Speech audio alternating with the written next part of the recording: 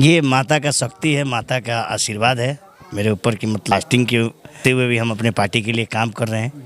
अब इसको माता का आशीर्वाद आप कह सकते हैं कि भाई कर्मचारी पैसा ले रहा है, जन्म प्रमाण पत्र में पैसा लग रहा है, दाखिल खारिज में पैसा लग रहा है, इंदिरा आवास में पैसा लग रहा है, वो एकदम चुप्पी साधे हुए थे, कुछ नहीं बोले। तो अब सोचिए कि वैसे विधायक को बना के जनता को क्या मिल रहा है। नमस्कार, मैं आलोक सिंह। अब इन्हें मौजूद है तादोन अनंतपुर में, जो कि नौतन विधानसभा का क्षेत्र पड़ता है। और तादोन अनंतपुर से हम लोग रास्ते में से आ रहे थे तो एक वहाँ पर सबसे बड़ी समस्या है रोड समस्या। वही नहीं कहा जाए तो विगत जितने भी मतलब कि अगर क्षेत्र देखा जाए, हर क्षेत्र में रोड की समस्या सबसे बड़ी समस्या है। और हमारे समक्ष नौतन विधानसभा के दावेदार प्रत्याशी संतोष चौधरी जी मौजूद हैं, जो कि अभी फास्टिंग में भी हैं, व्रत भी कर रहे हैं, 10 दिन का व्रत भी रखे हैं। उसके बावजूद भी ये मतलब पार्टी के लिए कार्यरत हैं। आपको स्वागत है।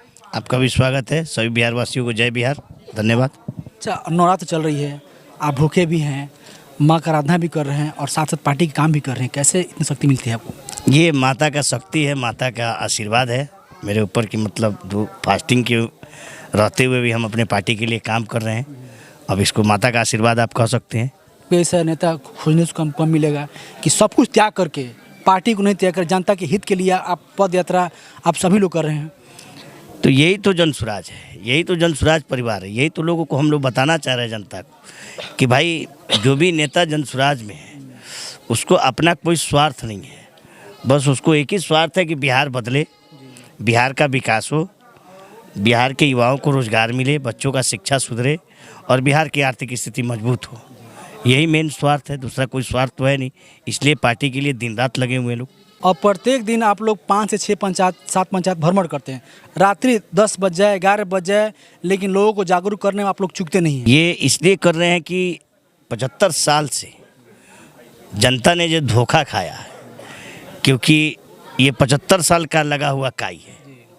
और एक बार में सोचेंगे कि वो एती गिरा के, हारपी गिरा के और मार दे बरस, तो वो साफ होने वाला नहीं है। बोरा से ईटा पे बैठ के उसको रगड़ना पड़ेगा, तब जाके वो काई साफ होगा।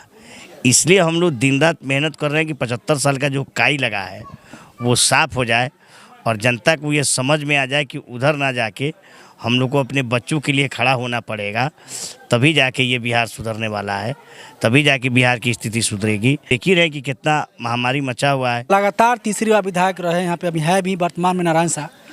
प्रत्येक जगह प्रत्येक क्षेत्र में रोड की बात करते, रोड का विकास हुआ है। आज विकास सामने दिखा है। जब गाड़ी आ रही थी आपको सभी गाड़ियाँ फंस गई थी। आज की जनसुराज कार्यकर्ता ने मिट्टी भरने का काम किया।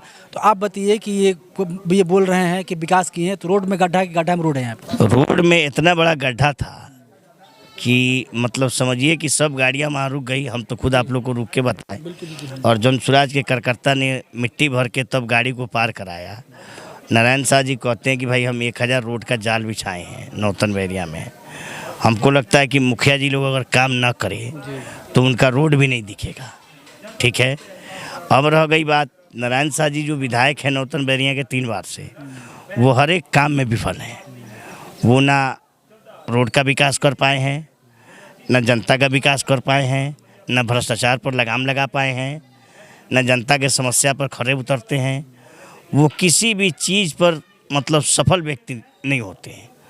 वो इसलिए है जीत जाते हैं बार बार चुनाव, क्योंकि पार्टी के नाम पर जीत जाते हैं। पार्टी का एक मोहर जो लगा हुआ था पहले से भाजपा का, क्योंकि पहले तो बिहार में मात्र 2 ही दल था, एक तरफ लालटेन गठबंधन और एक तरफ भाजपा गठबंधन। इसलिए लोग मजबूरी में उनको जिताता था। पिछली बार जो 2020 का चुनाव हुआ, ठीक है, 2020 में यही हुआ कि भाई एक तरफ से मुस्लिम कैंडिडेट खड़ा था और एक तरफ से नारायण शाह जी खड़े थे। तो लोगों ने ये हिंदुत्व का नारा देके और सब हिंदू एक हो जाएं करके ऐसा माहौल बनाया और मुस्लिम कैंडिडेट को हराने के लिए उन्होंने नारायण शाह को तिबारा मौका दे दिया, जो कि नारायण शाह कुछ करते ही नहीं हैं। ठीक है, उनको बस देखिएगा, अपने जो उनके खास लोग हैं उनके दरवाजे पे जाते हैं। जनता से उनको कोई मतलब नहीं है। जनता तो उनको ऐसे ही वोट दे रही है, तो फिर जनता से मतलब रहेगा कहाँ से? सबसे बड़ा बात ये है, जनता भी ये नहीं समझ पा रही है कि भाई नेता जो हमको समय नहीं दे रहा है, हमारे समस्या के लिए खड़ा नहीं हो रहा है, उसको मौका नहीं देना चाहिए। लेकिन मजबूरी में जनता ने मौका दिया था। ठीक है, और वो किसी भी विकास के नाम पर सफल नहीं है। ना उनसे भ्रष्टाचार रुका, ना उनसे बाढ़ का काम दुरुस्त हुआ, ना उनसे जनता के समस्या का समाधान हुआ। आज बताइए, ब्लॉक में इतना भ्रष्टाचार फैला हुआ है, ब्लॉक में उनके सामने क्वेश्चन किया गया कि भाई कर्मचारी पैसा ले रहा है, मृत्यु प्रमाण पत्र में पैसा लग रहा है, जन्म प्रमाण पत्र में पैसा लग रहा है, दाखिल खारिज में पैसा लग रहा है, इंदिरा आवास में पैसा लग रहा है। वो एकदम चुप्पी साधे हुए थे, कुछ नहीं बोले। तो अब सोचिए कि वैसे विधायक को बना के जनता को क्या मिल रहा है, जो विधायक जनता की समस्या पे कुछ बोल ही नहीं रहे। ठीक है, यही सारा बात है। और देखिए, जनसुराज परिवार लगा हुआ है 3 सालों से, बिहार में कुछ अच्छा होने वाला है और होगा ही। और जनसुराज जब आएगी तो निश्चित बिहार बदलेगा और बिहार की बदहाली भी दूर होगी और युवाओं को रोजगार भी मिलेगा, बच्चों का शिक्षा भी सुधरेगा, बिहार का आर्थिक स्थिति मजबूत भी होगा।